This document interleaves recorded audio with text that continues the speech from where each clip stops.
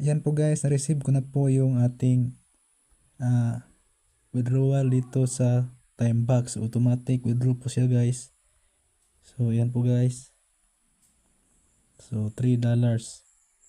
So makikita dito guys yung ating screenshot ko guys dito sa King Trust Wallet. So yan po guys. Na-receive ko po yung $3 dito, no? So na-transfer ko na po guys sa aking coins.ph.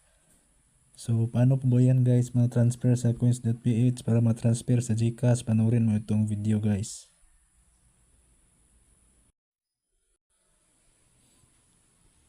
Yan po guys, isend po natin guys yung ating earnings galing sa Timebox na $3. So click send. Then open your coins.ph or ano mang crypto wallet guys na, kasi dito pwede yung i-cash out sa GCash, no? So deposit, click deposit, receive crypto, search mo lang yung LTC, then i-click mo yung LTC sa baba, Litecoin, then i-copy mo lang itong LTC address dito guys, copy.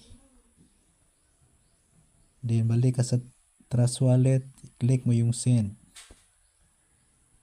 Then i-paste mo po yung kinapi mo na LTC address, lagyan mo ng amount at magtira ka po ng pang gas fee o transaction fee. Click mo lang yung next. Then i-confirm mo dito guys, double check mo lang yung address. Yan po, processing na po yan at mapunta po yan sa ating coins.ph. So na-receive ko na po guys dito sa aking coins.ph yung ating $3. Ang halaga po niya guys is 189 pesos. So yan po guys yung kita natin, no? So ang gagawin natin is click natin yung sell. So i-click natin yung BTC,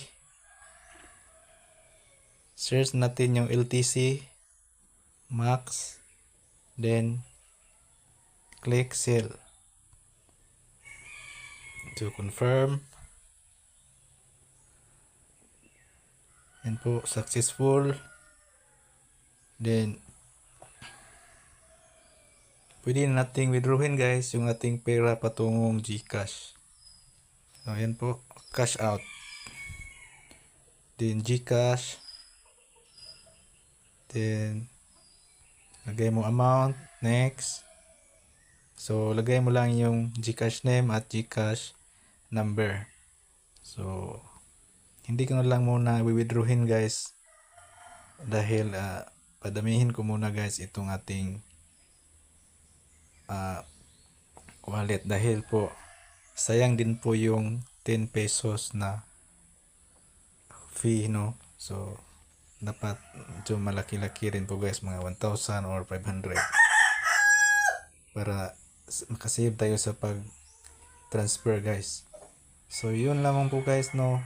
Kumita ako sa Timebox, no? So sa mga wala pang Timebox guys, legit to guys, at wala akong kita sa referrals dito guys dahil almost wala akong referrals guys dito. So ang ginagawa ko lang dito guys is service talaga guys, yung marami dito. Ito service. I-focus mo itong survey guys, mga maraming surveys na time guys, mga 4 PM yan po guys, up to 8 PM or 7 PM.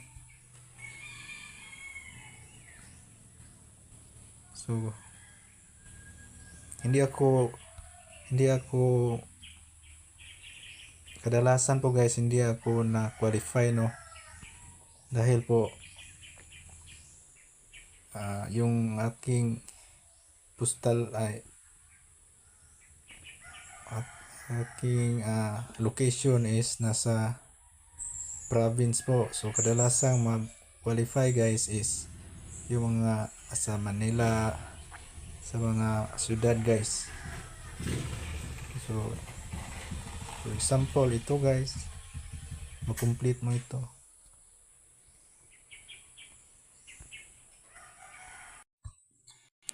So for example, ito guys, so click mo lang yan.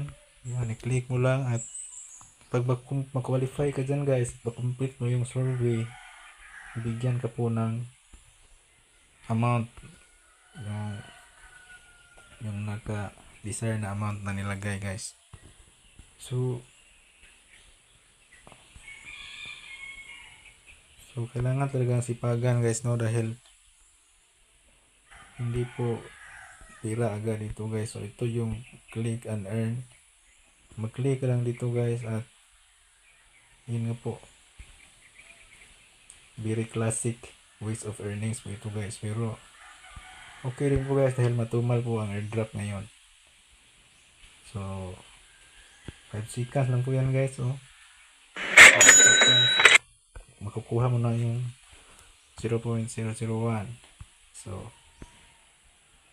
meron din post clicks at maraming task dito guys na mabilis kang makapag-earn dito. So yan po guys. So yun lang po guys, no, legit at nagbabayad ito at salamat sa panonood.